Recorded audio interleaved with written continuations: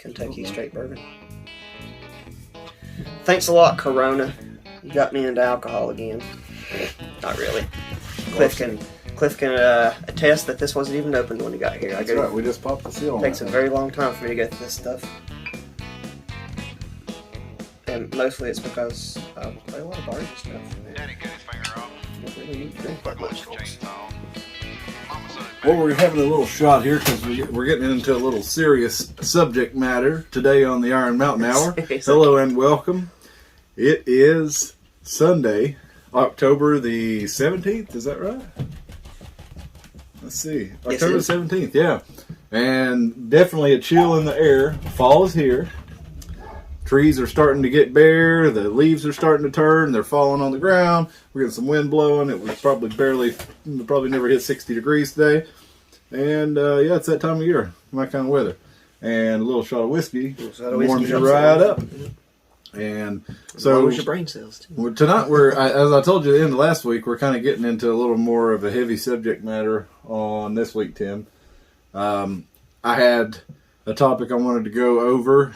And I'm going to wait just a few minutes to give you the title of it because we're on YouTube. We're going to give them about 30 seconds to go through what we're talking about. Oh, you can use code if you need to. No, I want to go ahead. I'll put it out there, but I just want to give it a minute. But we're going to be talking the Great Reset and COVID-19, which are a couple things you have to be really careful in the way you say things about on YouTube algorithmically. They will monitor when they put the captions on this video. They will? Yeah, no, they do. They have AI read the captions and they look for certain words, and if they have certain combinations of certain words, then they'll actually just go ahead and give you a strike and pull the video down, whether or not anybody even reports it. They have changed their policy to where certain things to do with climate change and global warming and vaccine, what they call misinformation. Can't even be discussed, or the videos will be pulled down, and that happens automatically in most cases. So you really have to watch on YouTube, and that's one reason we're also going to be uploading this video to LBRY channel. I'll be posting a link to it there. It'll probably take me till the next day because I have a hard time uploading to LBRY Odyssey. It kicks it back a couple times before I finally get it up. Is it a bitrate issue? Among other things, yeah. Among other things. Yeah, me not being familiar with the platforms, I think has something to do with it too. But regardless, we'll get it up there. So this one tonight, we're going to be going over a few things that are often called conspiracy theory, and I'm going to look at some of the facts of it. So I also, in doing this and doing the research for this show, I looked at a couple of the fact checkers who are generally averse to conspiracy talk. Like one of them is Snopes, for example. Mm. And one of the examples, I'll get into that in a little bit, how Snopes kind of contributes to misinformation on this topic. And they kind of built up a straw man argument for what the Great Reset actually is and what Operation Lockstep is, which are two things we're going to talk about.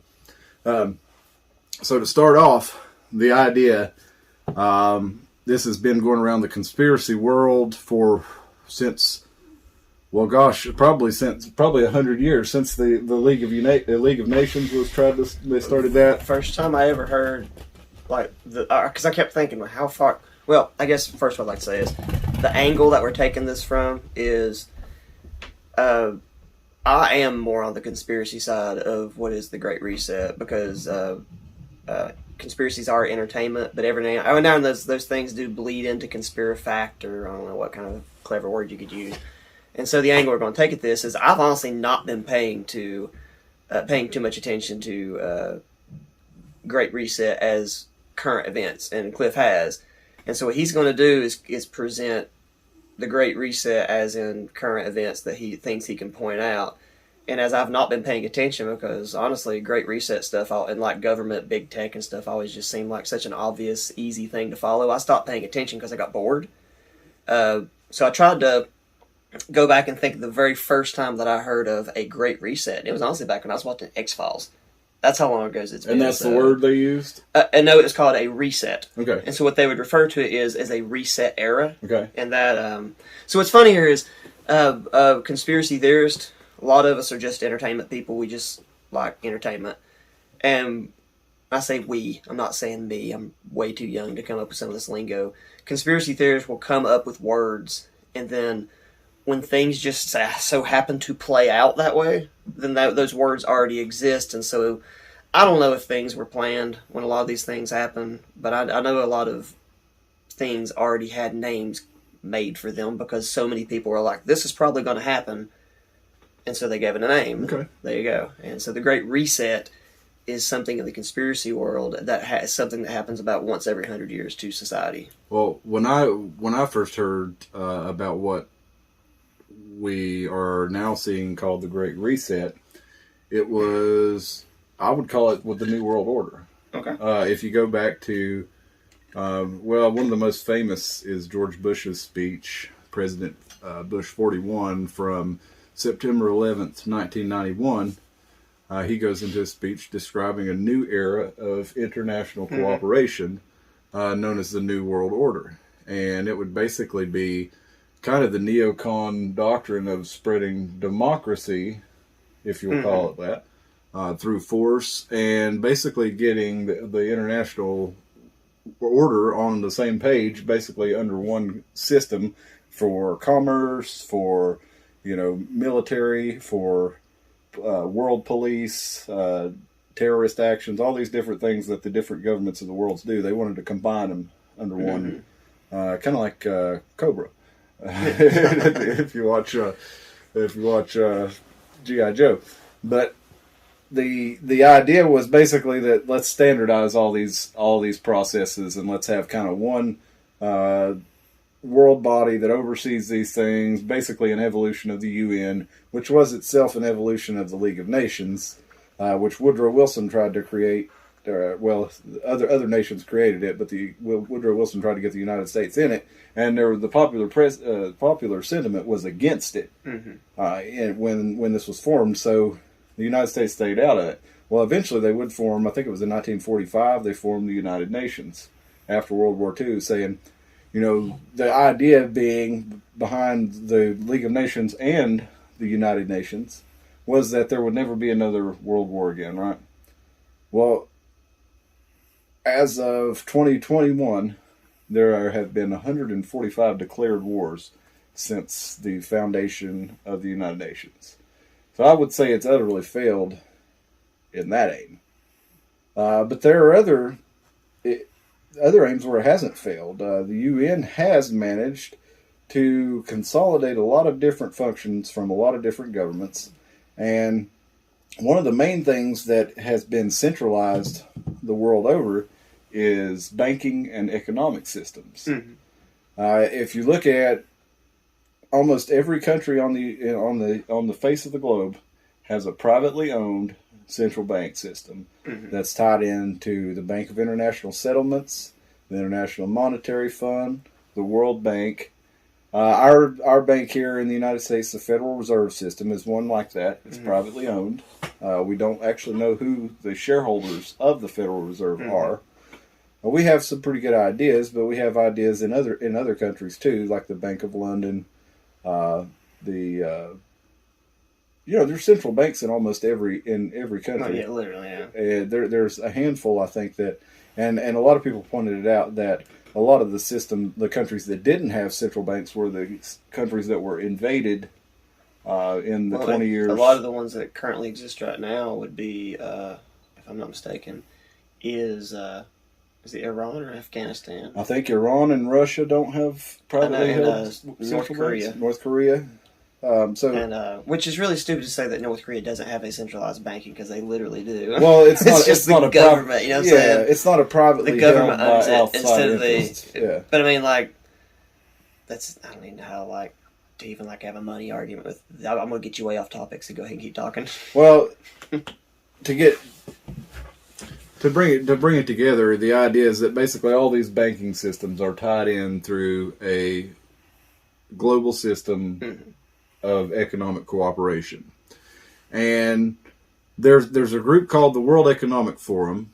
They're out of Davos, Switzerland, and this group was formed, I think, in 1970 by Klaus Schwab.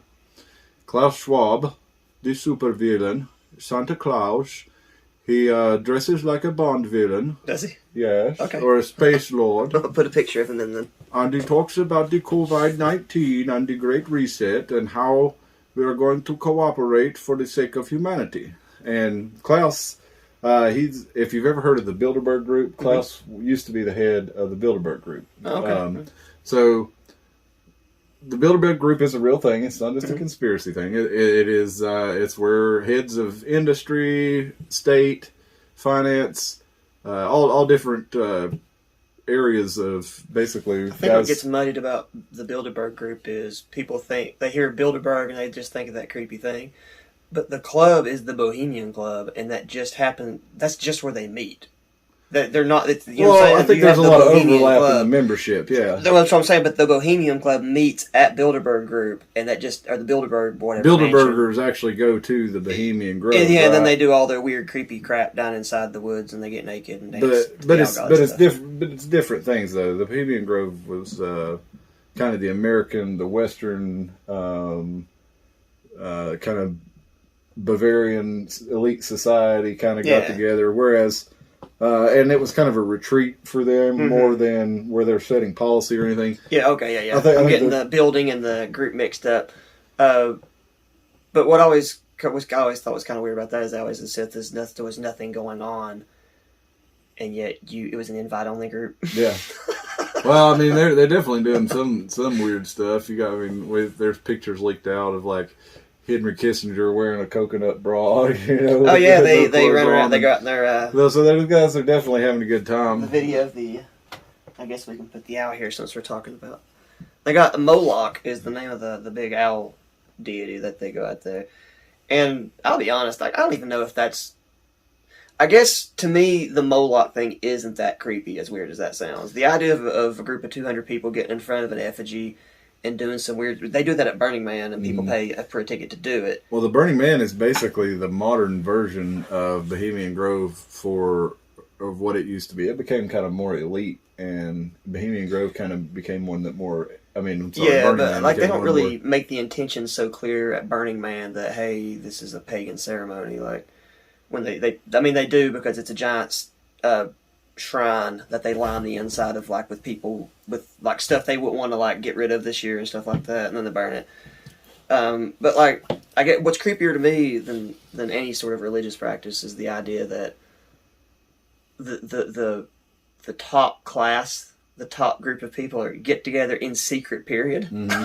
It's just creepy. It's not just creepy. It just adds a level of ickiness to it when you find out they're running around the woods naked. Yeah. Well, it does, but one of the things that's different from let's say when we kind of got off track at the Bilderberg, but sorry about that. No, it's all right. The main thing I was wanting to point out is that Klaus Schwab is connected to all these people who are are in there. The World Economic Forum. They have something called the Great Reset that they've actually been working for quite a while. Mm-hmm. And if you look all around the world, different governments, you see kind of the same thing happening. And one thing that, if you notice, Joe Biden, when he was running for president, when he started out, his slogan for his presidential campaign was "No Malarkey," and people kind of made fun of him about that, but at some point during the coronavirus pandemic, he switched it to Build Back Better. Mm-hmm. But if you noticed, if you watch international politics, international elections and things like this, there was he was not the only one talking Build Back Better. Mm-hmm. Canada was talking Build Back Better. Australia, I think. There were several European nations talking Build Back Better. And what is Build Back Better? Well, I think shares a lot in common with the Great Reset. And the Great Reset it's a multi-pronged approach to cooperation between nations. It's kind of the next advancement, the next evolution of your League of Nations, United Nations, It's an international economic order that wants to become more than an economic order. Mm-hmm. They also want to shape the economic recovery, which the governments of the world caused, in my opinion, by their shutdowns and their lockdowns. Mm-hmm. The unilateral response to the pandemic, or to the virus, caused shipping problems. It caused supply chain problems that we're really starting to see right now. We've got all kinds of shipping containers off the coast of our country right now waiting to be unloaded. The supply chains are just broken down. There's nobody to work in the ports to unload it. There's nowhere for it to go. It's kind of backing up, and we're seeing a lot of problems coming from that. And they actually the UN estimates that the lockdowns worldwide actually killed more people than the pandemic has itself by now, because of people starving to death in the third world. Because if you don't understand, okay, when the first world shuts down, Mm-hmm. there's no excess goods to go to the third world, Mm-hmm. and millions of people have died because of lack of food and water and medicine in the third world over this, because we've prioritized our first world nations. Mm-hmm. And that's not in the news. No, There's no charity work going on right now. No, you don't see that. But I guess so that's one aspect of it, is shaping the economic recovery.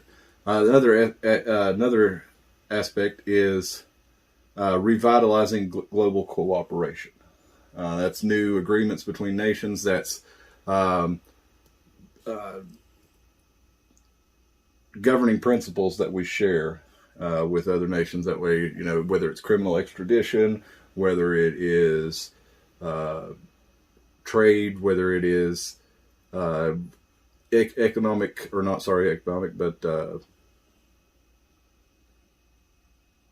I don't know, ambassadorial duties, cooperation between nations on a lot of different levels. You've got business being able to go between the different countries, and then you've got social contracts and skills and jobs, and redesigning that. And that's not a good example it's not a good description there, but the idea is basically they want to reset the way they do things on every level internationally. Mm-hmm. And the way they want to do that is to come back out of the coronavirus pandemic with all these different things in place, such as it all revolves around the digital ID system, Tim. And this is one of the reasons that I have such a problem with the vaccine mandate or any COVID mandates, because it's not about in my opinion, it's not about getting you to take the vaccine. Mm-hmm. Okay, a lot of people are pushing against taking the vaccine because they're telling you that there's all kinds of stuff in it, that they're telling you it's going to do all different kinds of things. That I've seen a lot of that. I can't verify any of it. I certainly can't say anything on YouTube about it, even if I did Mm-hmm. find anything that I could verify on there. But all I'll say is, if you're interested in that, you look it up. You'll find it. If you'll find all kinds of information for you to look it up. If you think you should get the shot, then you should check with your doctor. If you don't, you do your research, whatever it is you should do. Don't come to me for that. But what I'm saying is, the reason that I feel like that they're pushing this shot is because they want a digital ID. They want you to produce your app on your phone, produce your papers wherever you go, because that is a key part of the Great Reset, and it's a key part of the whole infrastructure. It's going to include smart cities, healthcare, finance, food sustainability, human resources, like humanitarian response, e-commerce, social media, e-government, such as voting, information, registration for digital ID, things like that, telecommunications, and smart cities, which we talked about smart cities and smart poles in our past episodes. And another thing that's come to light for me since we talked about the smart cities, the smart homes, and the smart poles in Johnson City is that Chattanooga was chosen in 2020 to be one of the G20 Alliance of Smart Cities. Now, this was 36 cities worldwide, only 2 in the United States, Chattanooga and San Jose, California. What is in San Jose? I don't know. It just hit me. Is that Los Alamos National Laboratory? Is that in San Jose? I can Google it real quick. Yeah, look it up. Something. There's a very important national infrastructure place in San Jose, and I can't remember what it is. Oh, Silicon Valley. That's what it is. Silicon Valley's in San Jose. So that's where basically our tech capital. We're it's moving. Google and Facebook and all these different social companies are run out of. Sorry, that was like word vomit. It's moving. It just popped out. There's a lot of big tech moving to Charlotte. Okay. I don't know if they're making it, but I've met so many computer people that are moving East Coast. And Maryland or Baltimore is that's the one that's the national lab up there. Baltimore. That's the one I was looking on finance. They said they predict Baltimore is going to be the next Silicon Valley. But yeah, you're right there. Well, and Charlotte's a big finance city. It's probably the biggest financial hub on the east half of the country, other than New York City. There's a lot of big banking goes on in Charlotte. But in Chattanooga, they're also implementing the full smart city, which is smart poles, smart city infrastructure.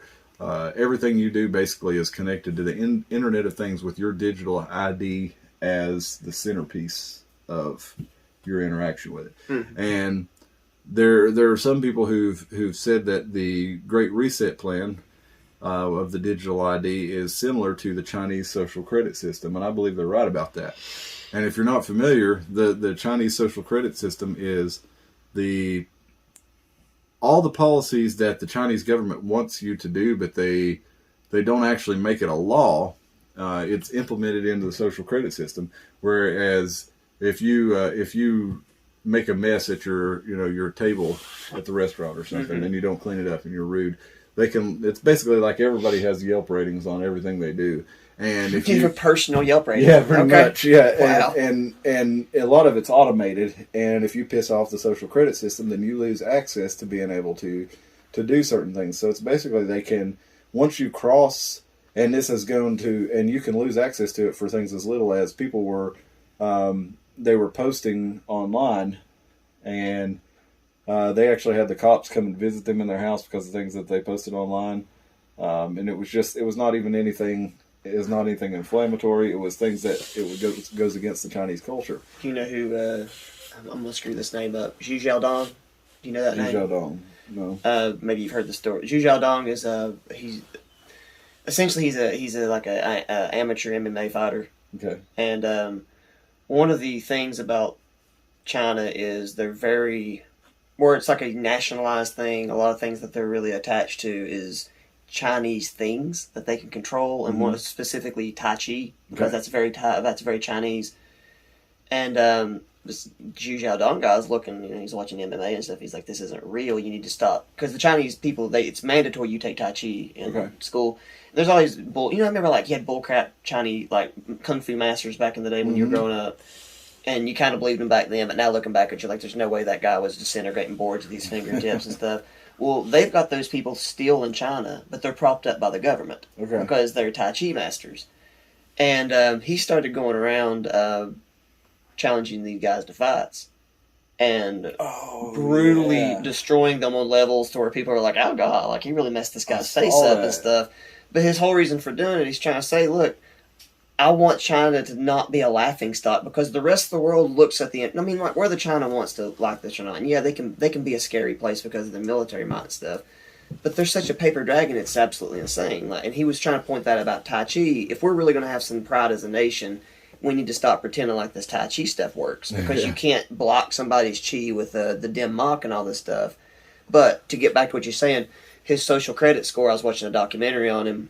The guy in the documentary was saying, to explain why he looked so pissed even after winning this fight, his social credit score had hit such a low thing he had to take a 36-hour-long bus ride to get to there. Yeah.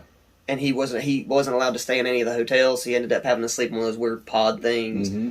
And so the social credit thing actually does F with you. It's a real thing over there. And to give you an example of how that kind of contrasts with how that can be contradictory to our Western values. I mean, it should be obvious. We used to be against this kind of thing. But apparently now it's just considered, the way the future is going to go to a lot of people, and it's been insidiously slipped in because we've kind of consented to a lot of it already through the use of Facebook, social media, where we've kind of gotten into this habit of posting things. I think we've talked about it on the show before, more to signal our virtue, to have people think about us a certain way more than to actually express our opinions. Not me and you personally, Tim. I'm just saying. You see it out there. Us as a society. It gets a little icky to watch people doing it sometimes, because there's also like an approach to that where you're like, why are you posting that if you're not afraid people think you don't already think that? Because some of the stuff you see people post, you're like, well, yeah, nobody thinks that's good. And that's kind of become our social credit system. Is social media. Because you can be ostracized if you say something that a bunch of people like. Why don't you have a ribbon around your name? Yeah, but right now you can still. It's not going to stop you from going to the grocery store. Yeah. It's not going to stop you from going to work unless you piss off a mob of people who comes after you online, and your boss can't realize that this is a mob of people online. It's not actual customers of your business that are calling for this. But regardless, the example that I was going to get to in China, for example, now they have decided that they don't want any effeminate or gay men on television, they don't want them on radio. Okay, so just imagine that's going to lower their social credit system, right? If you're an effeminate or gay man, which was perfectly acceptable in China, leading up to, just recently. It was perfectly acceptable to be an effeminate or gay man, especially since their one-child policy led to having so many male children. Mm-hmm. They were worried about being overpopulated, so they implemented the one-child policy, which caused a lot of couples to abort their female children as soon as they realized that they were pregnant with a female, because they wanted to pass on their lineage through a male. Well, now there's a whole lot of male children. I think they outnumber. I think it's like 52 to 48% male. Mm-hmm. So that's a huge number of male. Actually, I'm saying children, but a lot of them are adults now, males who will not have a female partner. So you had a lot of effeminate men. That was becoming kind of more of their cultural norm over there in China. Well, now they've reversed that.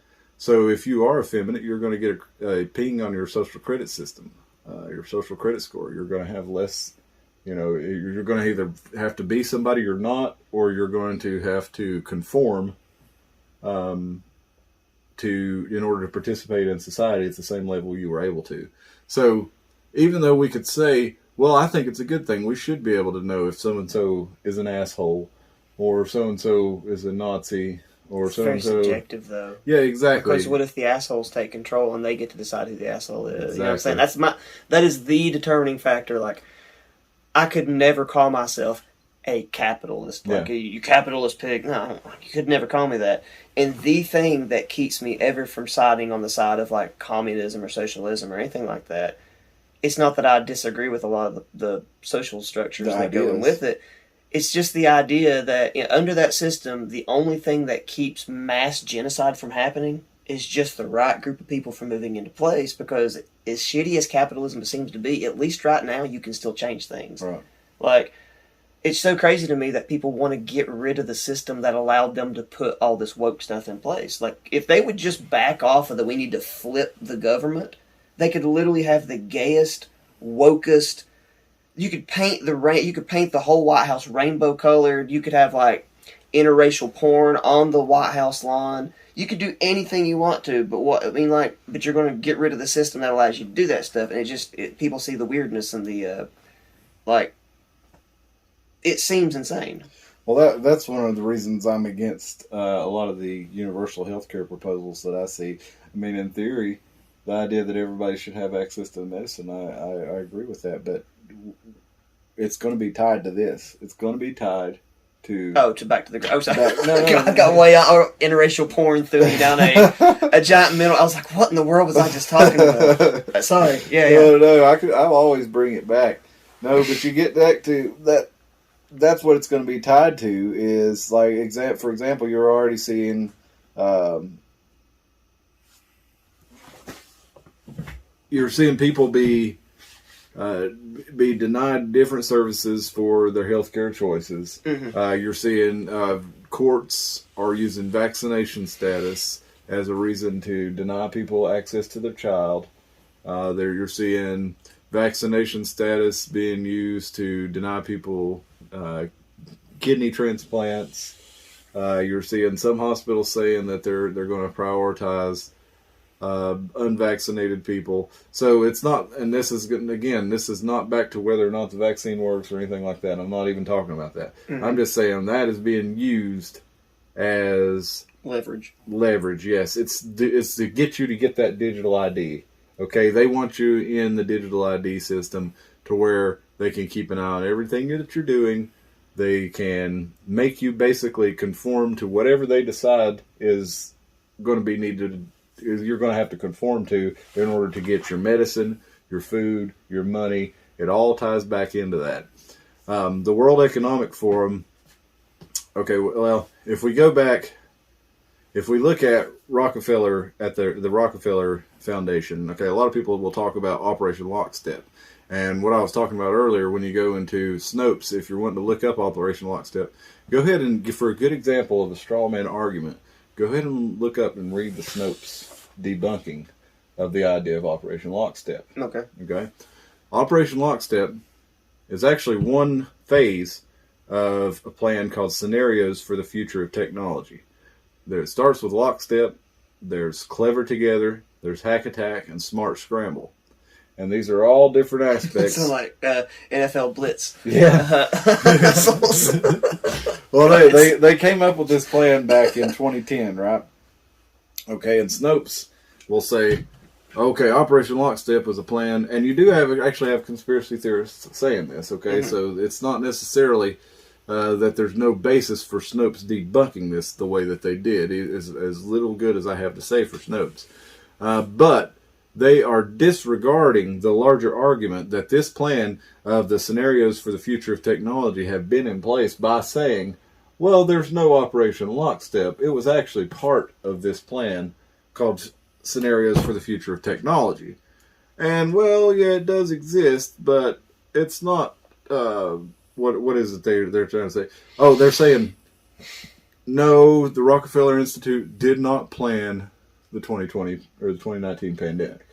Mm-hmm. Okay, some people might be saying that, but that's not the message that I'm trying to get out right here. The message I'm trying to get out is they had the answer in place for the COVID-19 pandemic before. They had it in place in 2010. And you can look that up. Google it. Scenarios for the Future of Technology, Rockefeller Foundation. And Lockstep basically was the first part of it where we all have to do this thing at once. We all have to implement digital IDs, passports, shutdowns. Basically, we have to get this thing under control, right? So it has this idea in place that we respond to a pandemic with a certain response, and this is called the philosopher, German philosopher Hegel. He was kind of an essentialist, I guess you'd say. He's kind of was what he was as far as philosophy. But his idea is that things are because they must be. Mm-hmm. And this, the idea of the Hegelian dialectic was, we give you the solution that things must be. If we want you to get to this certain place, then we're going to present the solution to your problem as a way to get us to that place, right? Mm-hmm. So whether we create the problem or whether the problem comes along, we already have our reaction where we want to go before the problem ever came along. Mm-hmm. We have this solution for it. And some people, I think David Icke is kind of the most prominent one, who called it the problem reaction solution. Mm-hmm. I think Alex Jones and others have used that too. But it's true. If you look throughout history, all the way back to... Was it Rahm Emanuel said, never let a good catastrophe go to waste. Never let a good crisis go to waste. Crisis, yeah, because yeah. it means you could do something that otherwise you wouldn't be able to do. Mm-hmm. And the Great Reset It's is that thing. Yeah, it was Rahm Emanuel. And they've had this plan, Agenda, what was it, Agenda 2020 or 2010? They changed it to Agenda 2030. Basically, it's a sustainable world where, according to the World Economic Forum, you will own nothing and you will be happy. Basically, everything that we own now will move to a service model. Mm-hmm. And you'll basically be in a home that you hardly ever leave. You don't actually own it. You can't actually advance your station in life. And that's the main reason that I'm against this thing, is because... Well, they want no one to have anything more than their little hovel. That's right. Everybody. And I don't care what system you have, that's going to go awry. Because you can't have a flat thing. But the people that organize it don't... Maybe I'm wrong. No, you're not wrong. It just seems psychologically like that would be a nightmare. It's never... I mean, those ideas are explored really well in Animal Farm. I mean, anything, like, if you just think, if you took away everything right now, it's the whole... How do you say this to get it... Everybody... if you take away people's houses, because we're on this mission to group up, if you take everything away, people are going to find something to group up over. Mm-hmm. Whether it's the 2 or 3 people that are 10 pounds heavier than everybody else, just because, you know what I'm saying? Like, people find something to group up over. The star-bellied sneeches, you know? Yeah, there's a song on the wall I wrote about star-bellied sneeches. I'll let you read after before you go. for Dr. Seuss' book, yeah. Yeah, well, it's for a punk album I'm working on, but yeah, off the topic, I guess. Or maybe it's...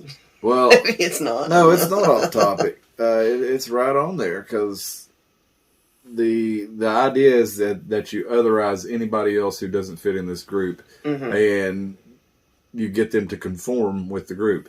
But the people at the top, the people of the World Economic Forum, Santa Claus and Bill Gates and all these guys. Bill Gates' daughter got married over the weekend. Well, not a mask in their good wedding. for her. So everybody look it up. It's such a... You really look it up. Yeah, no, I saw him walking Not a mask in. inside. And it's like, man, couldn't you at least pretend for a few pictures? Well, no, they won't even bother, and that's the thing. These guys think they're better than you. Well, maybe. Yeah. And that's why they want to reorganize society, because us, lowly idiots can't figure things out, and we're making the world a horrible place for them.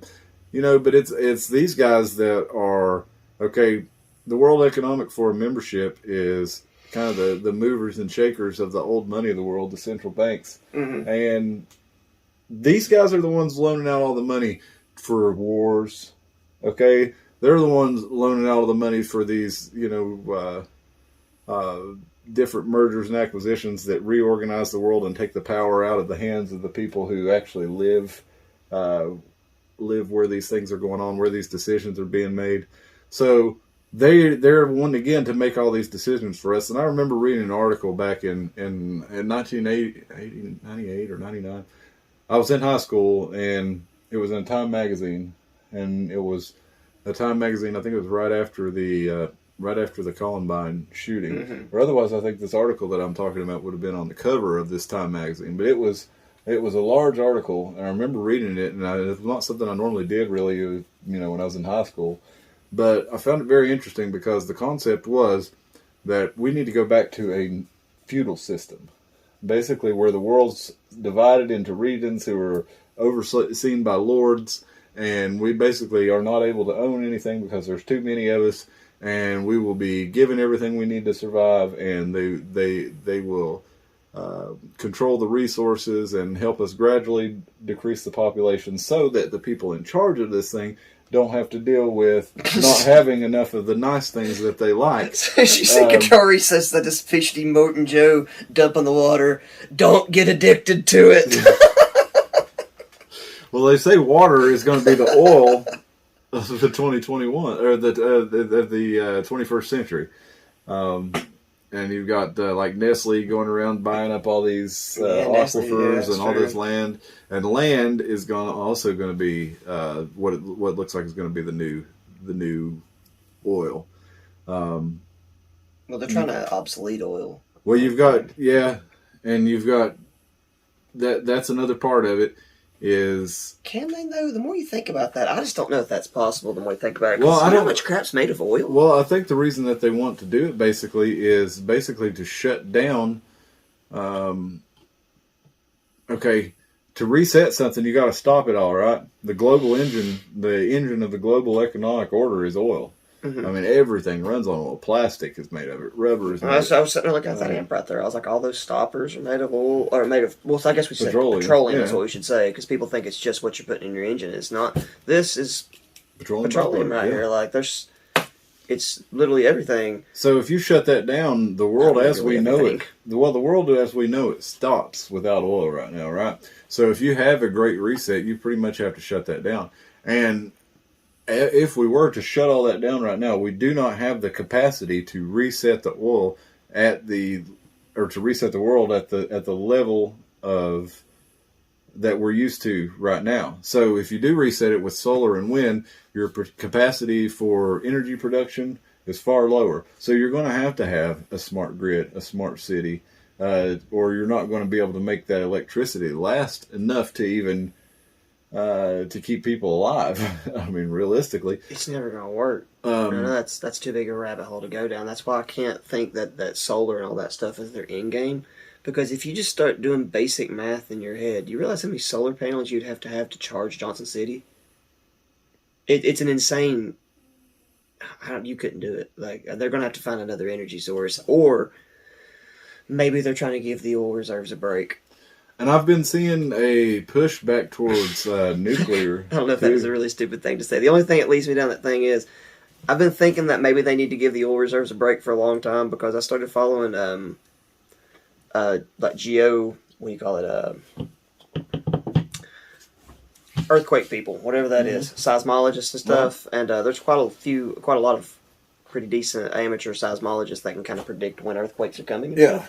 And a lot of them have been stepping on some toes lately because they've been using the flare-ups from the petroleum things as an earthquake predictor, because that's what they're mad about. They're like, these people have to know these earthquakes are coming, because every time, a day before the earthquakes hit, you can't tell me they flare up at all the pipes on the eastern coastline over here and stuff. And it's pretty suspicious once you start looking at it, because you're like, yeah, that's pretty weird. But you go to Google Earth right now and look over just Texas alone, and just zoom down and look at all the little pinholes that are sticking out of Texas. And all that is oil. All that's just gas and stuff that they're pumping out of the world. And the idea that one solar panel can't even charge your house for a day, I can't see where they're going with it. And I have to think there's some other kind of agenda other than clean energy. But go ahead. Sorry. No, you're good. The idea, if you've read Carl Sagan... I haven't, but I've seen a few YouTube videos. Well, Carl Sagan had the idea of basically categorizing civilizations into three categories. And the first one was basically, okay, you've got a technological civilization, and you are using the resources that you find on your planet to create energy, such as we have right now, and that would be a top 3 civilization. When you get on to a type 2 civilization, you would be utilizing the resources of your solar system and your sun to basically power that planet. So the idea is, and that's an idea shared by many of the scientific community and the world economic community, is that we eventually want to move to, because the sun is a huge resource. I mean, it has so much energy. Oh yeah, the Earth depends on it. Eventually, we should be able to find some way to utilize that resource to make enough energy. I guess my argument, I need to adjust it before you go. My argument needs to be current solar technology is not good enough. Oh, I agree. The idea that like all those little plants out there and stuff. I was amazed this year. I took up like a little bit of minor gardening as a throwback to my grandma's garden when I was a kid. And it still amazes me that you put this little brown seeding thing in a pot and just fruit pop, or tomatoes and stuff pop up, based completely on water and just sunlight. So yes, the sun does have a ton of energy in it, but we're not capturing it correctly. That's my point. And well, that's what Sagan said too. Is basically in order to get to the point where we would have a type 2 civilization where we would get all our energy from the sun. We would basically have to put that in orbit around the Earth because the Earth has a magnetosphere and an atmosphere that actually blocks a lot of the energetic particles from the sun that we could really utilize to have the most energy efficient, the most efficient use of the energy from it. So we would want to have a way to collect that energy in space and transmit it down to the Earth, ideally, to become a Type 2 civilization. And Type 3 civilization was where you would basically use the galactic center as a generation, and you would have unlimited energy at that point. That was like Type 1, you mean? Or Type 1, yeah. Okay. So that's where you would want to go, is to where you're using the entire galactic center. The entire galaxy, including the galactic center. So Type 1 is we're little mosquitoes on the Earth. Yeah. Type 2 is no, we're not going to touch this thing so much anymore. We're taking that big infinite ball of light out there, and then Type 3 is we're going to utilize the whole galaxy. I mean, how's that even... We're going to have infinite power. Well, that's something we really can't even conceive of right now. I mean, you'd have to have a large, thousands of years old spacefaring civilization for that to even be. Which I am choosing in this moment to believe exists. Well, Bam! We could be part of that, Tim. We're just little lowly crater Earth people. We just don't know any better. Yeah. Well, I mean, we could be part of, who knows what. But what we do know is that there are people here who are trying to move us in that direction, but they've said clearly that they only want certain ones at the top to be able to participate in this. They basically want the useless eaters, as they so lovingly refer to those of us who are not part of their club. They want us out of the way. And they want us at least controlled to where they have access to all this stuff, and we are no longer stopping them from getting access to it by competing with them. I guess a little pin I'll put in. You don't have to bring this up right now. I think a good topic for people to... Because in my head right now, I hear some people naysaying you, saying, what is the point in this grand scheme? People die eventually.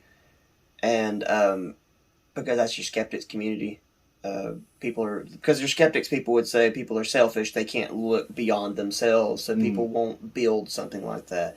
And I think a good topic to bring up probably next time, or maybe the time after that, would be transhumanism. Okay. You know about transhumanism? Yeah, I do. Okay. Yeah, it's actually, transhumanism is a big part. Because it's a big part of what I think and once again, I'm an idiot, but I got lots of crazy fodder for people to feed conversations with. And it just so happens there's a lot of sketchy government stuff going on right now. Mm-hmm. And if you put into the idea that we're building... Because, like, Ready Player One is what I've been looking at for what people were thinking about happening for a long time. A mainframe to where this doesn't matter anymore. There was a Bruce Willis movie that had, like robot versions of us, but that's not good enough either. It would be a digital mainframe like a Matrix. But they have to make a game for us idiots to get into... And we have to build it for them, but they want it so they can live forever boxes or whatever. Well, yeah, maybe, and there's definitely some people who have mentioned that, and I don't know for sure if Klaus Schwab and the World Economic Forum have mentioned that. There's no way in hell freezing Disney's head worked, by the way. But I'll let you get back to Great Reset. So sorry, or Ted Williams. I brought up Ready Player One. Well, with the freezing technology they had, then probably not. But yeah, Disney ain't coming back, guys.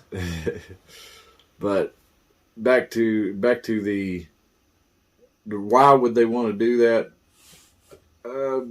Basically, if you look at you look at when you have ants in your house. Mm-hmm. Okay, you're not thinking about, I want to make sure that my children tomorrow don't have ants. You're like, these ants are bugging me, and I need to get rid of them because every time I turn around, I find an ant in my drink. Mm-hmm. I feel like that's how people like Klaus Schwab look at somebody like me, who believes in this pesky freedom, this idea of I'm going to determine my own way. He says he's got a better idea for humanity, and it's going to benefit all of us, if not for people like me getting in the way, that he would be able to do this, and everything would just be better. And you know what? Maybe he's right, but at the same time, I I'm a free man and I have the right to self-determination. And if they don't agree with it, then, we'll have to see whose will and whose right is stronger, I guess. Not to mention it's blatantly racist. Because you're not the only one they want to get rid of. Yeah, well, exactly. I mean, it really comes down to most of the, they talk about not eliminating, but reducing the population through through birth control and lowering birth rates and improving vaccines so that more children survive, so that families have less children in the third world. That's where they're talking about. The Western world has already reduced we're at below replacement levels, at least in the United States and Europe. Okay, we're having less than 2 children per 2 people. So we're already reducing our population, but that's not enough for them. They want to reduce the population in the third world, Africa. So if you look at it on that level, basically they want to take self-determination away from those people who live in Africa, Asia, the Middle East, who've never really had self-determination like we have. They want to prevent them from ever having that because they don't want to see another thing like America happen, where it's so many people have access to the playing field that so many different people can pop up and get out of control, and you have to start letting new people in the club. And I don't think they like that. So I think they do like that, actually, but I won't get you off topic because I see America a little bit different, I think. Well, I mean, you got guys like Rockefeller. John D. Rockefeller was one of the last guys to get in the club. He kind of came in and made a lot of money at the end of the 19th century, beginning of the 20th century, and he was such a power player with basically inventing the oil industry that they really kind of had to let him into the club, and I don't know, I feel like I'm getting a little off topic here. Because basically, I don't want to get into a whole bunch of conspiracy stuff. I basically want to get you guys to look up the Great Reset.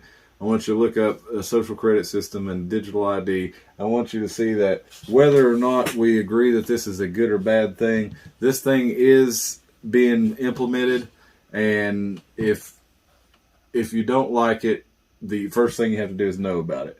Okay, so I want you to look around. What's happened in the Tri-Cities is where I wanted to end up at, and I'm already running a little bit long on this. I wanted to keep this like half hour. You want to do a two-parter then? Where are we at? Where we at? Well, we're about to the end of it. Oh, okay. I haven't been following along. Because I don't have to go into all of it. Basically, I want you to see the World Economic Forum.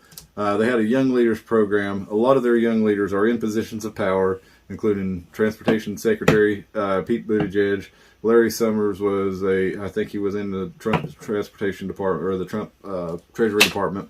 You had Nikki Haley, she was the ambassador to the UN for Trump. You had Stefan Bancel, who was the CEO of Moderna.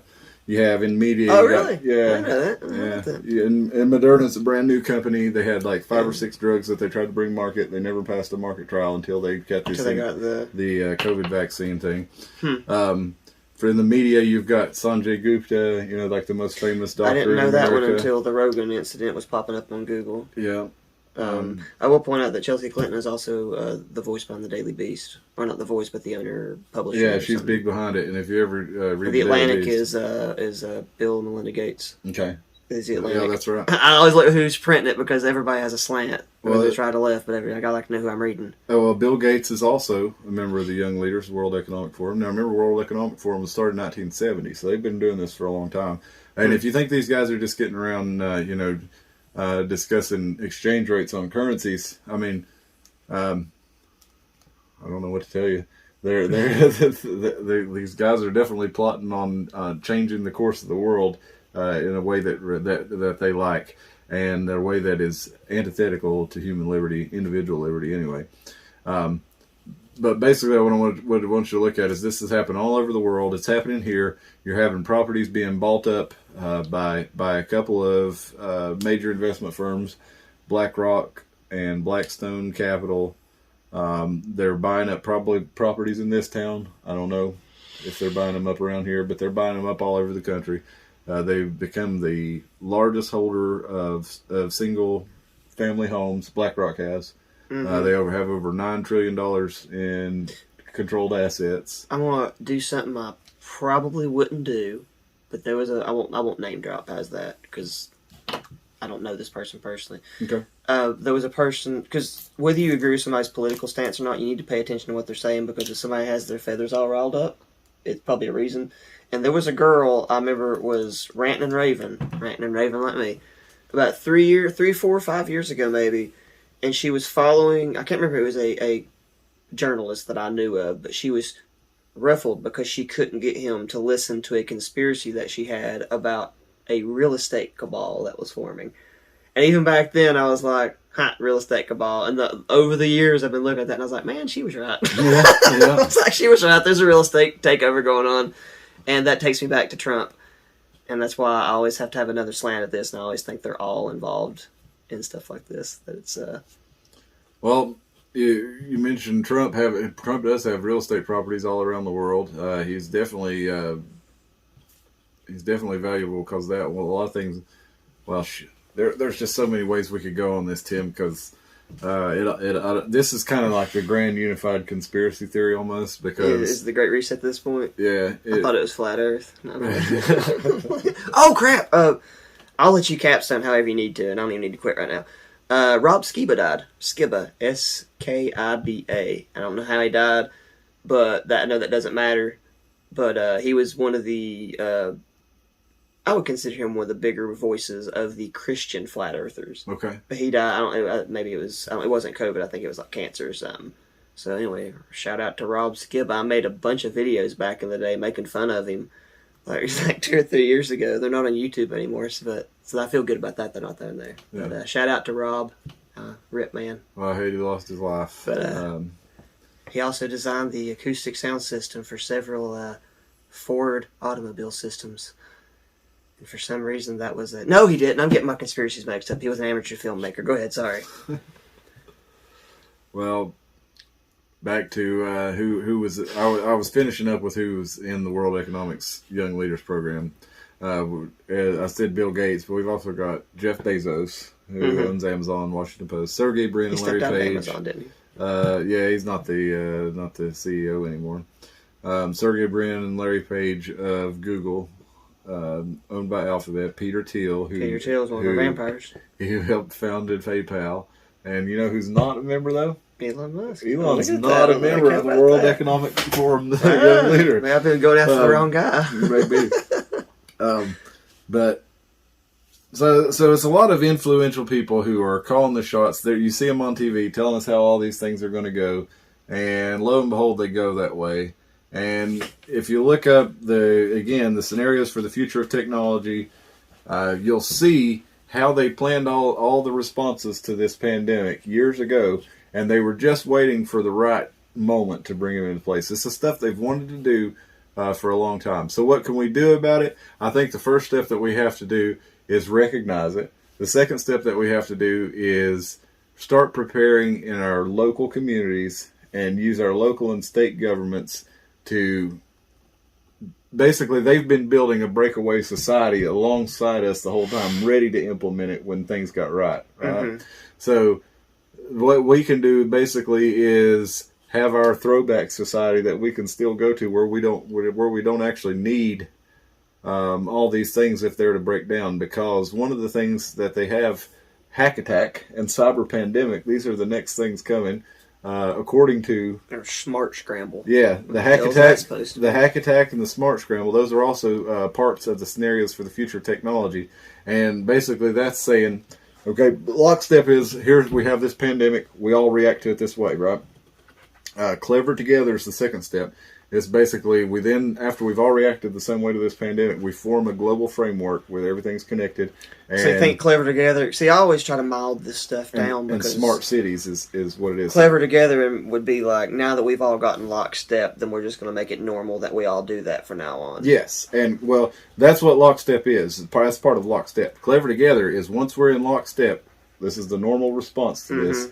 Our clever is a reference to smart cities and the Internet of Things and smart network. And so we're all going to be a smart grid, all connected together, right? Okay, hack attack is the idea that we have to be ready once this is in place for hacks and a new level, new kinds of terrorism, new kinds of a whole new threat.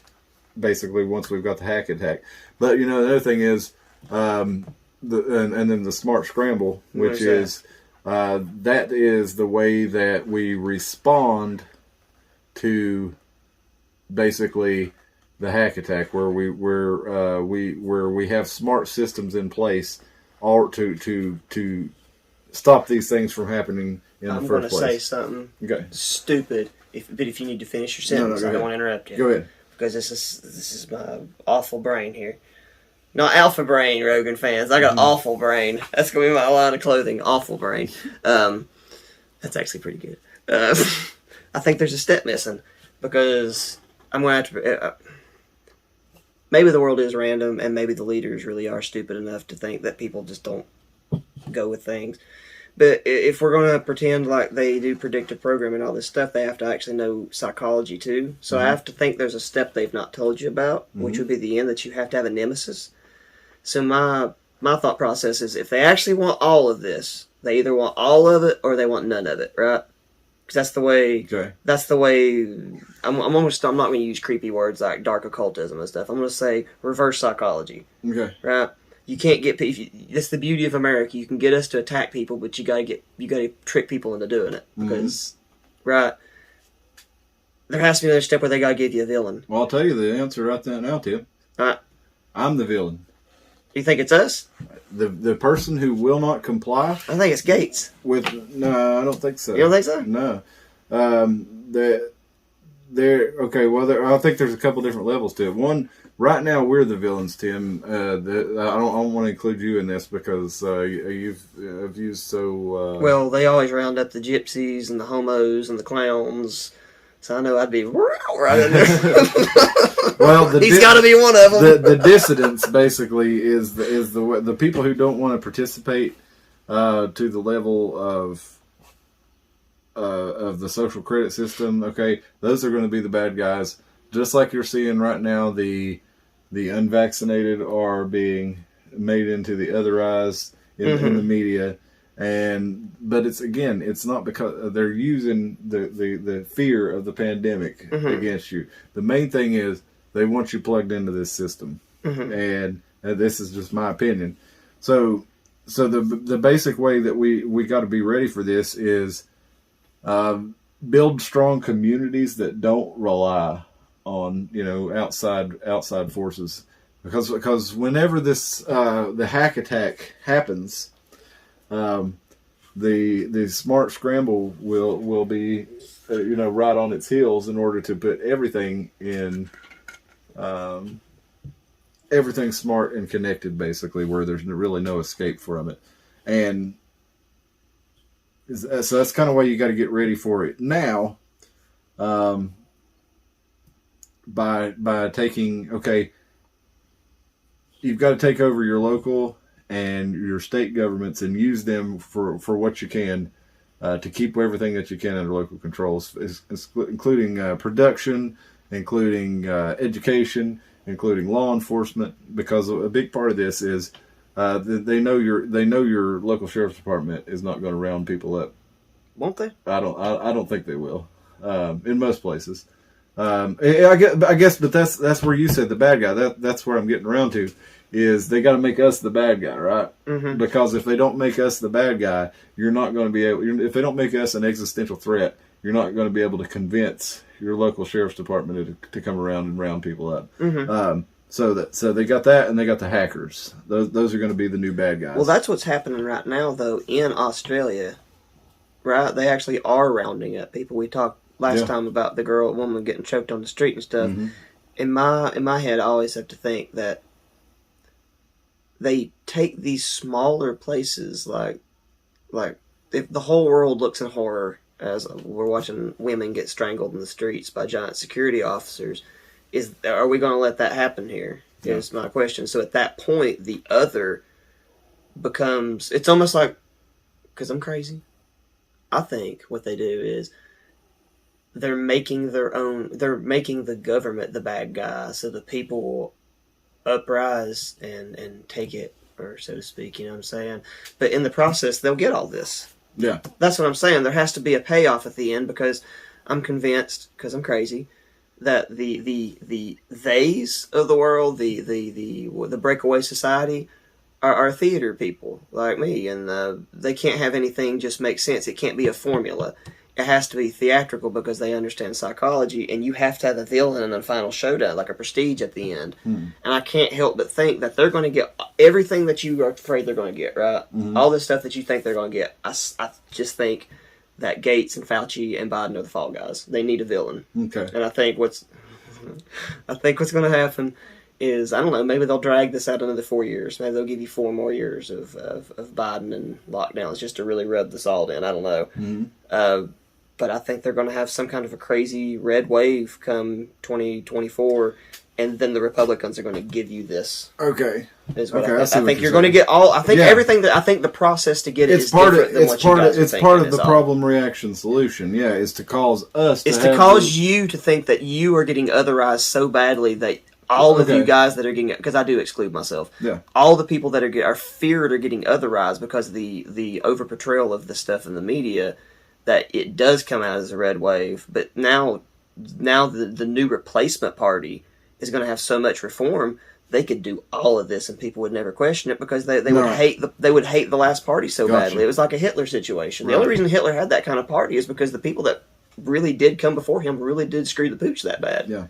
So I'm not disagreeing with you. I'm just saying. No, I get where in you're my head, from. I see it playing out differently. That's definitely all. That's definitely a possible aspect of it. Or I'm an idiot. No. I think you're onto something there, because they do like to. Okay, they know they're. They admit in the World Economic. When I say them, I'm saying World Economic Forum. Yeah. Okay, that's what I'm talking Spooky about. people behind The big curtains. they. In their writings, they know that this is not going to be popular amongst a certain amount of people.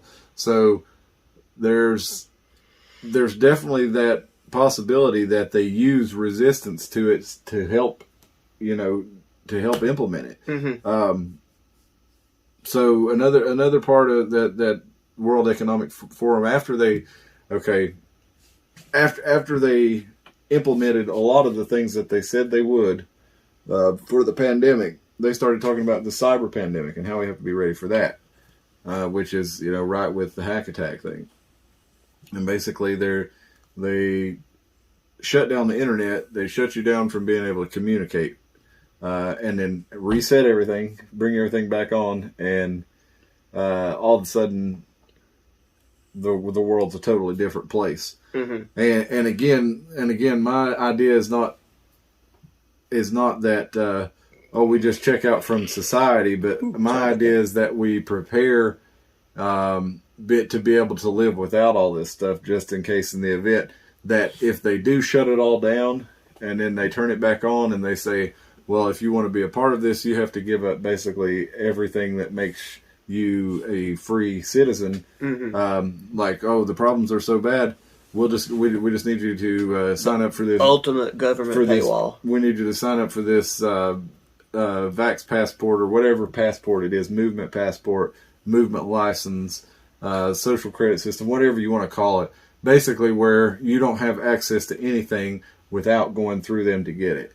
And at that point, they can control everything, which if you don't see why that's a problem, then I don't know really if you can even be the part of the conversation with me in a meaningful way. Too afraid, because you do have that camp of people that are so afraid they will accept any outcome. Yeah. And I think that's, well, I guess that would be, because there is a polarity there that you need to find a good center.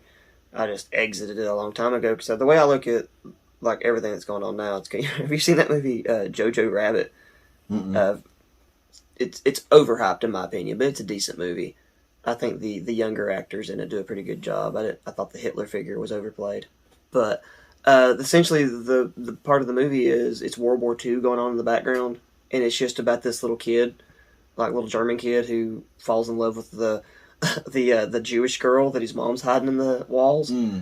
And the movie is completely just about him trying to find a way to communicate with this girl that kind of hates him because he's a Nazi, because he's a Nazi youth. Yeah. And it's more about that than it is. And so the war behind is more like the backdrop to his world. Okay.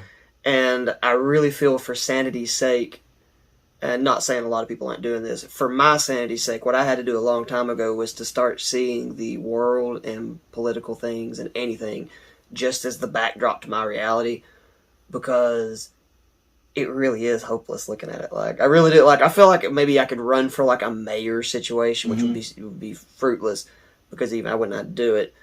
But like the idea that I could do anything just always felt so hopeless as a kid that I think I just carried that into adulthood. Like, I get you. You get what I'm saying? Because it just seems, I feel like I would go such full 100% top shelf doomer if I just fully embrace this stuff, because I've done it before, and that's all. And that's where I feel like I feel some of that too, Tim. Because when I do this show, I'm like, oh, I don't really have the answers for people, right? So how am I even going to try to tell people about this?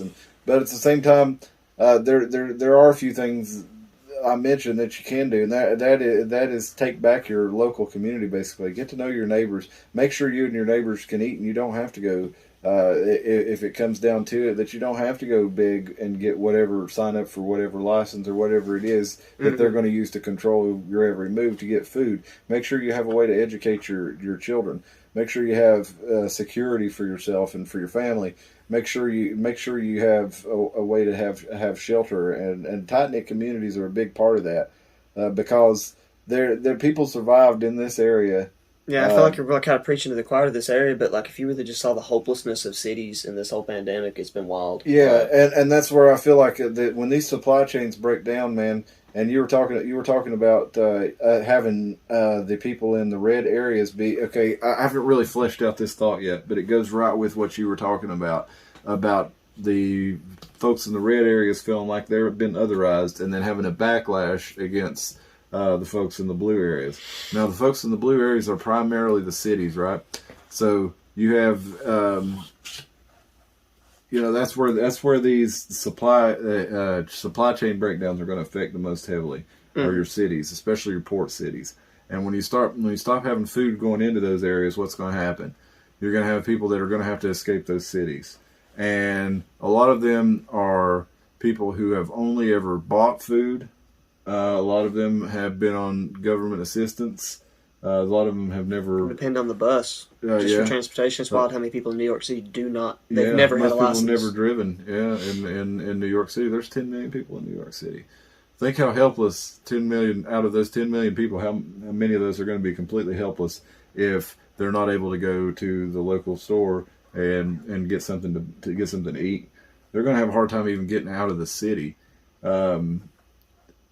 And those that do get out of the city are not going to have the skills needed to survive in a situation where there's been an economic calamity. There's not food coming in from the ports. There's not there's not transportation happening like it's supposed to. What are those people going to do to survive? They're either going to have to take what you've got, or they're going to have to learn really quickly. And I don't see that a lot of the skills that people develop to survive, without the help of, constant food coming in, constant services being available. Those are skills that take a lifetime to build, or at least they don't happen overnight. And so, especially when there's not generations of people that ever even had those skills. Right. Like my dad was, I don't know if you consider, he had a garage at one point, so I mean, like, he would be a mechanic, right? I can't fix anything because I never took interest in it and he never showed me anything. But that was in there to where when it came time for me to be like, well, heck, if my dad's a mechanic, I can figure out how to change a tire and that sort of thing. So I can do basic stuff just because I watched him do it, change a battery and stuff. But you've got whole lines of people that not even can't change a flat territory. Like, they don't know what it means to. I mean, I'm trying to think. The best analogy I can get you is I keep seeing these memes shared on Facebook and social media about how there needs to be a class taught in school teaching kids how to sign up for a checking account, how to do this and how to do that. And it's like, no, parents are supposed to teach all this stuff, and you're depending on the government to teach stuff. The same people that couldn't, you're telling the same people that you're mad kept teaching your kids about Christopher Columbus, but you think they need to teach them how to open up a bank account. And that way, it's like, no, it's called the parenting system has completely broken down, and we're not teaching our kids life skills anymore. We just kind of, I have no kids, so I guess I am doing some pretty heavy shit talking right now. But I think it's been going on for a very long time when we've allowed the government and the television to babysit people. At least teach your kids how to change a flat. That's all I'm saying. I'm not going to teach you how to raise your kids. But teach your daughters and your sons how to change flats. I've been seeing boys with can't change their flats. It's weird. Well, the more skills you have, the less you will need somebody to do for you, and the less power somebody else will have over you. And tomatoes, they're easy to grow. It's just like if you've ever seen a movie or a trope in a play or show where somebody's on the road and they break down and they happen across the guy who's there, and he's the only person around with fuel for miles, but he's going to charge them an arm and a leg, or they have to perform sexual favors in order to get the fuel or whatever it is they need. If you can do these things for yourself, you're not going to be in that position, basically. And so, in this analogy, the government as a tool of the World Economic Forum and as a tool of those interested in implementing the Great Reset, that's going to be the guy at the gas station with nobody else around asking for sexual favors in order for you to have a gallon of gas, or whether that is your ration card to go to the store and buy your food. That's the plan. And I didn't even really, Tim. I'm kind of all over the place on this one. Well, I think your biggest point is you've presented a bunch of stuff that people can look into if they're interested to just see for themselves whether or not. Because the idea that there's a bunch of people who are trying to take more and more control, if you don't think that's possible, then I don't know why you're watching us. The world, just look at world history.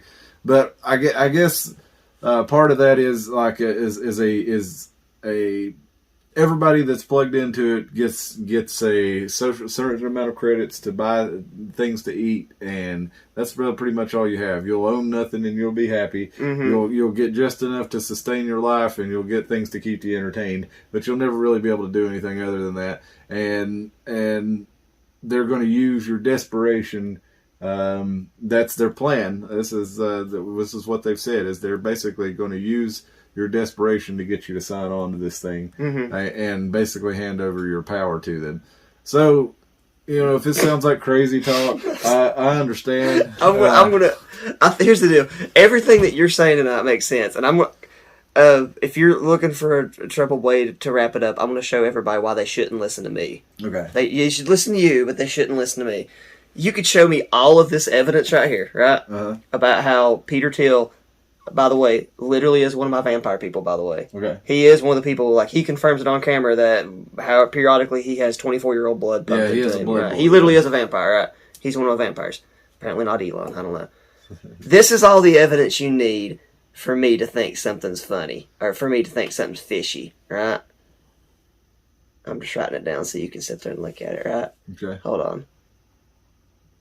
That's all you need right there. Okay. The fact that Dr. Fauci's name is FU, and that's faux, right? Yeah. Which means he's a fake.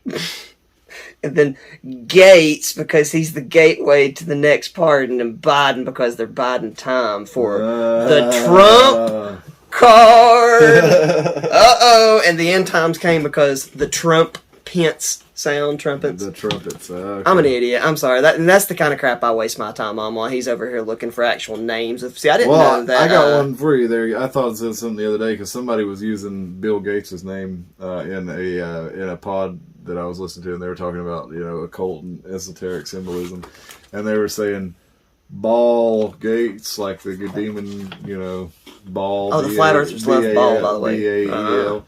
But that was like that's a stretch. So that's a pretty big stretch. But it gave me the idea. Bill isn't though. Build Gates. Oh, that's even better. I was going to say Bill Gates. Gates into your homes, and those gates are called windows. Windows. There you go. Windows into your home. Yeah. So there's Cliff's a little out there idea for you.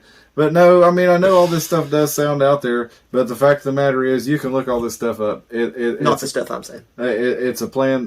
Look up the Great Reset, the scenarios for the future technology, Operation Lockstep. You can look up Event 201 if you want to look up more about how they had all this stuff planned to go into place when they did have a global pandemic.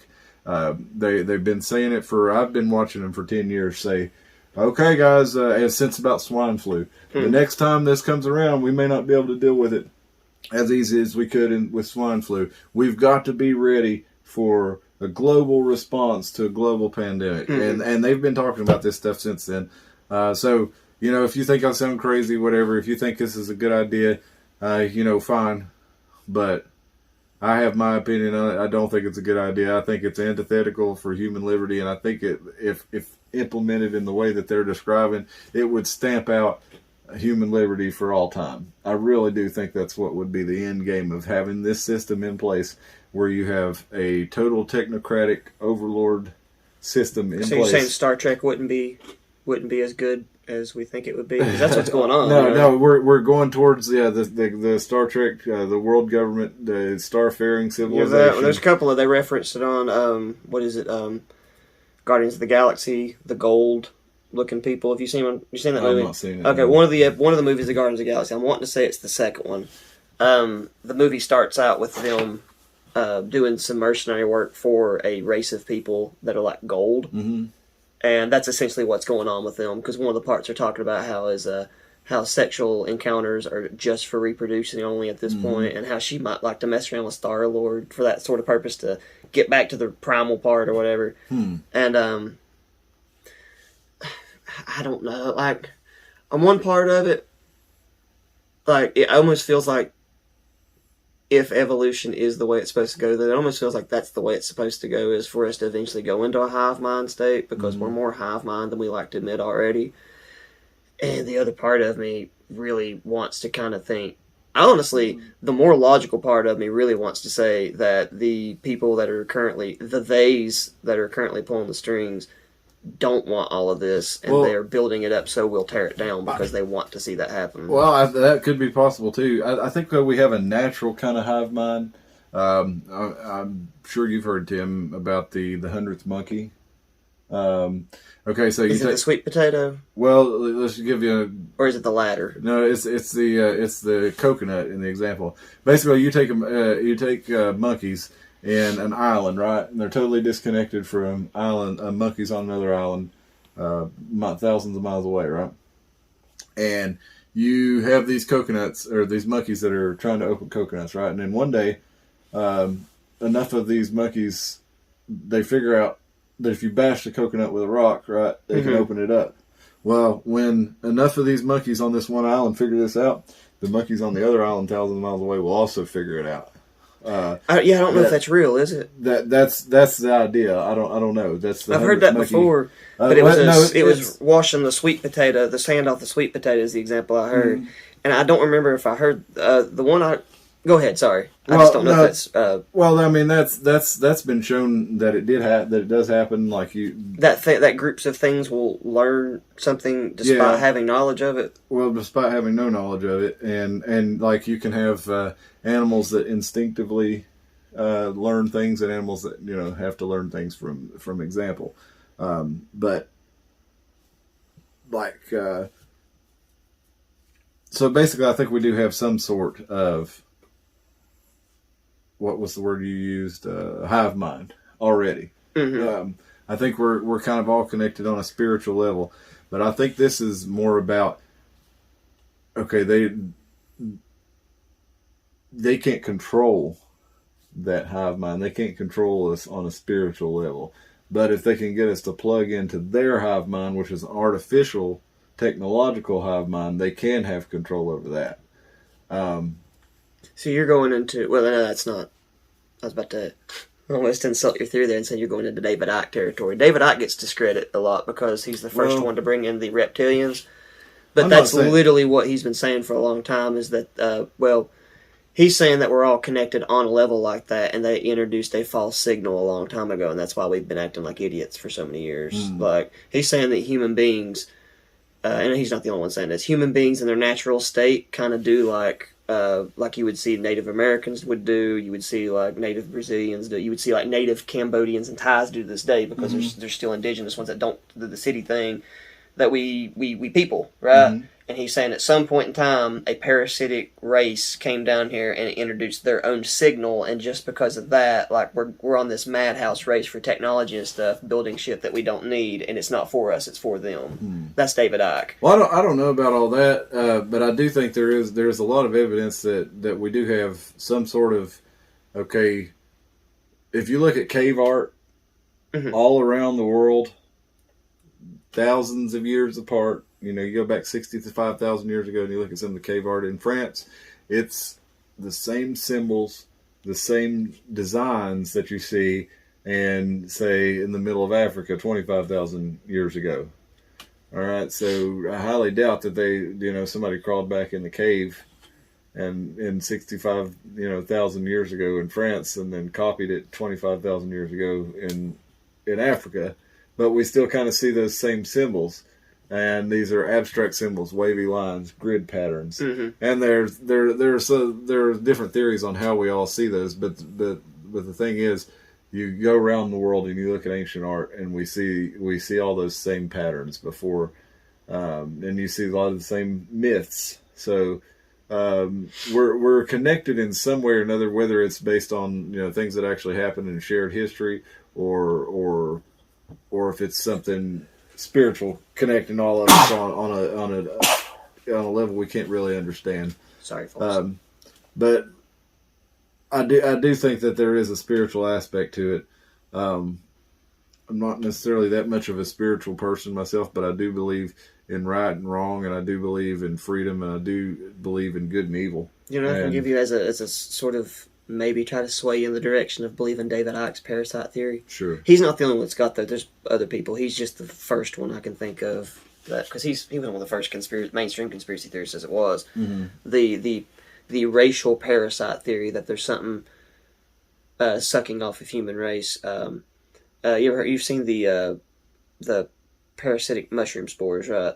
That infect the ants and stuff like that, and it'll cause the ant to, against its will, go up a tree to the very tallest limb and then just sit there and wait to die so the mushroom can sprout off of it. So and then there's a snail that can get infected, and then the thing goes to the top of the snail's eye and makes it colorful so birds will recognize it, and the bird eats it. And the way that weird life cycle is, the snail can only, or the parasite needs the digestive tract of the bird, and then it needs to be eaten by the food of the snail, which is also the bird food. So it's this weird sort of cycle that goes on.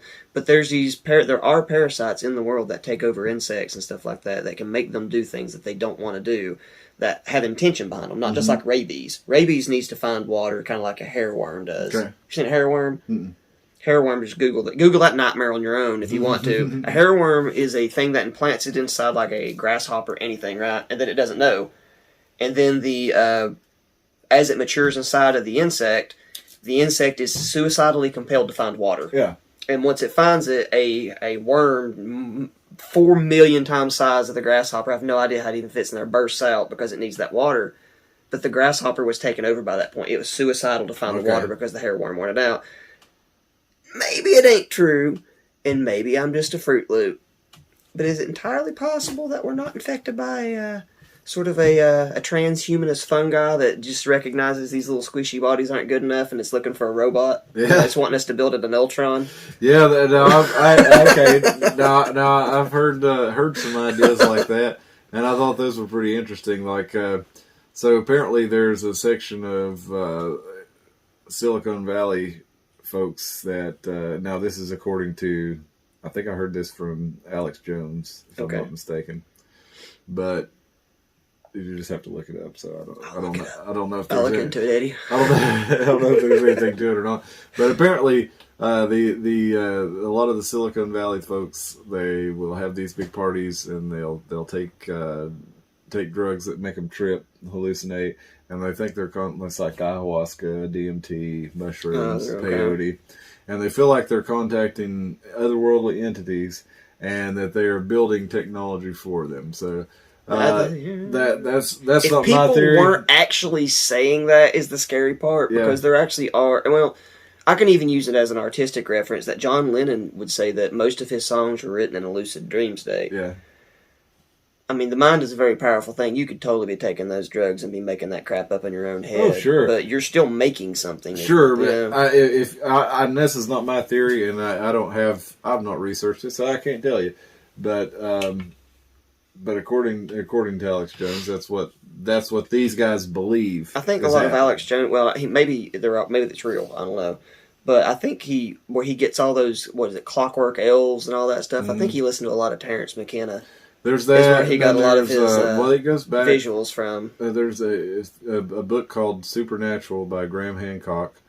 That's kind of actually where I was getting my reference for the cave art. Okay.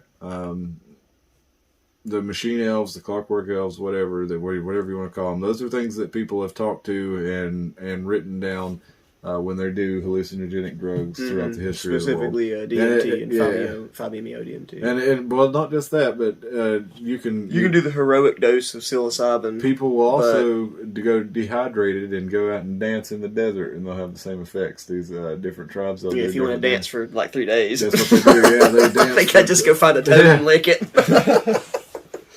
But yeah, so that's a common thing. So we got really derailed, and we may even have to... we can do another, especially if there's interest. We can go back and we may have to even reshoot some of this in a what I may have to do is just have me and Tim do this conversation, and then have an informational thing that I shoot maybe separately. Well, you can do either one. And put that up also on the channel. But either way... my main reason for having this podcast is, again, to have the conversation. Is to bring the information so at least people can look it up on their own if that's... Yeah, don't take me... I'm sure you won't. I'm sure you don't need me to tell you this, but don't take me as an authority on any of this crap. I don't want you to take me as an authority on anything, to be honest with you. But it just so happens a lot of the stuff I stumble across, and a lot of stuff Cliff stumbles across, just happens to be fact that just happens to be laced in dark stuff. And it is affecting, okay, the Great Reset is happening, Build Back Better is happening.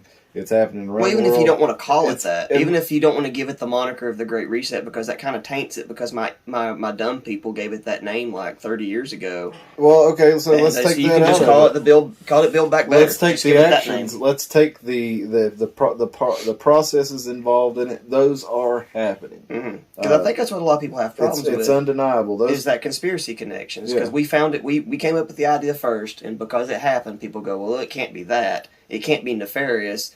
And so if you kind of take my goofy-ass people out of the equation and just call it the Build Back Better or something, you'd probably have a better chance of getting people to listen to. Because especially people, I don't know, people hear the word Great Reset, and it sounds like something conspiratorial. Okay, well, read the book, COVID-19 and the Great Reset by Klaus Schwab. You can get it for about $40, I think. Or actually, I think it's cheaper. I think you can get it for about $20 on Amazon right now. I've not read the whole thing, so I can't tell you everything that's in it, but I have gone over, I've looked at the World Economic Forum's website a lot. You can look at that too. And of course, it all sounds good, you know, when they spell it out the way they want it, just kind of like the smart cities. Oh, it just sounds like a really good idea.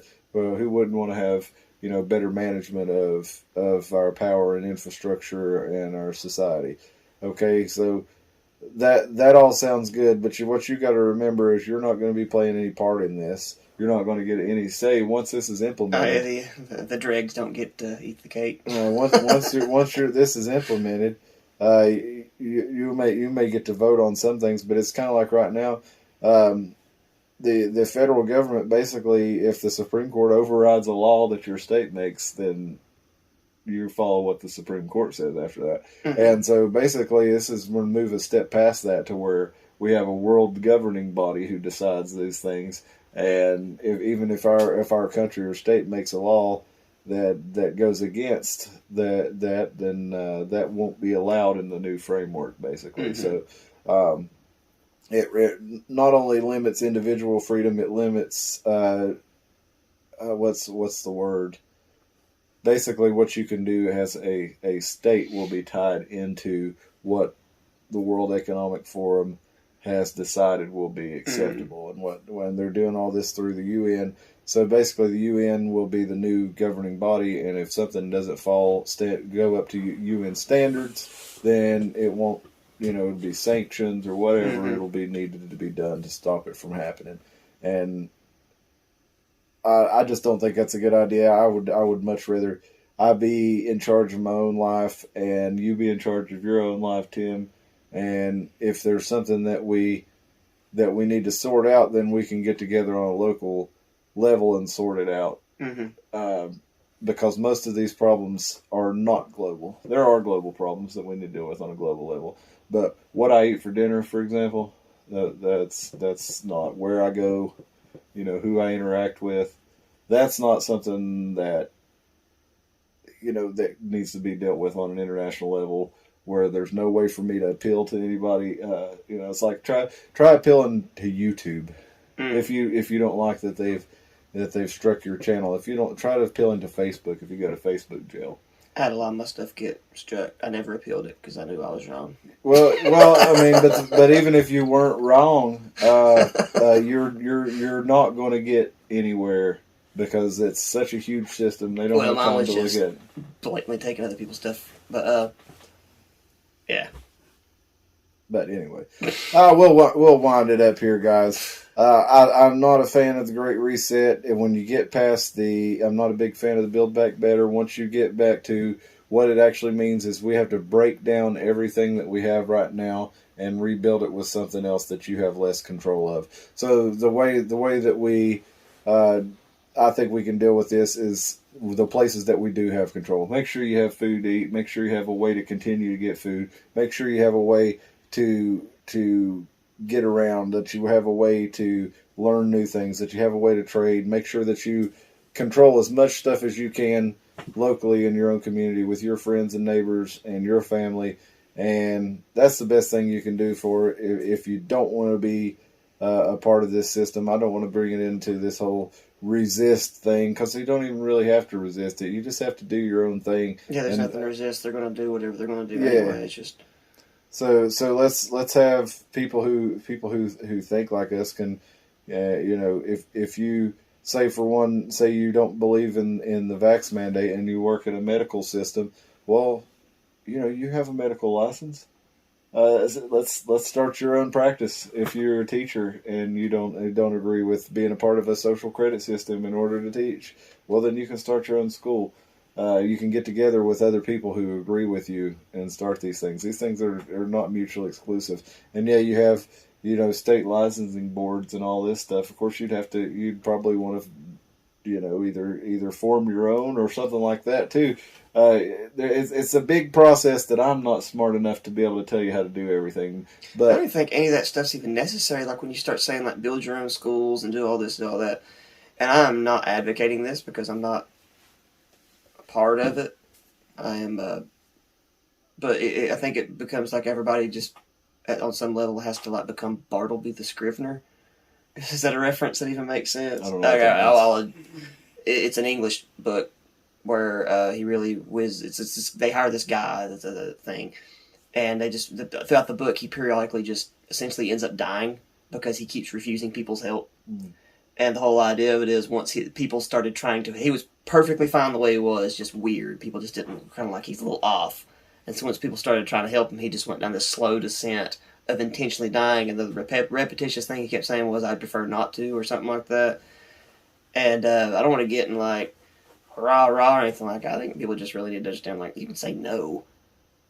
You know what I'm saying? Like how dumb of an idea it was last week when we was talking about Squid Games and how everybody had this epic fear of student loans.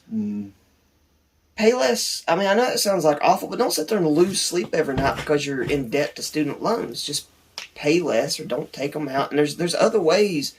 I feel like a lot of people are hypnotized into this idea that if you don't say yes to everything that comes down the pipeline of the social sphere or something like that, there's just no coming back from it. And you don't have to do everything. I don't even know if that was relevant to what we were talking about. No, it was. I agree. Don't do everything. If you don't feel like doing it, don't do it. If it goes against, if it's something just doesn't feel right, you're allowed to have your own opinion and you're allowed to live your own life, and that's what this show is about. That's what I believe is live your own life. Do what you want. If you don't hurt nobody else, then you're not hurting nobody. So I think hogweed. Hogweed! We're going to talk about All Hogweed right, next week. dude, we're out of here. We've rambled on for long enough. I may or may not post this video. We'll see.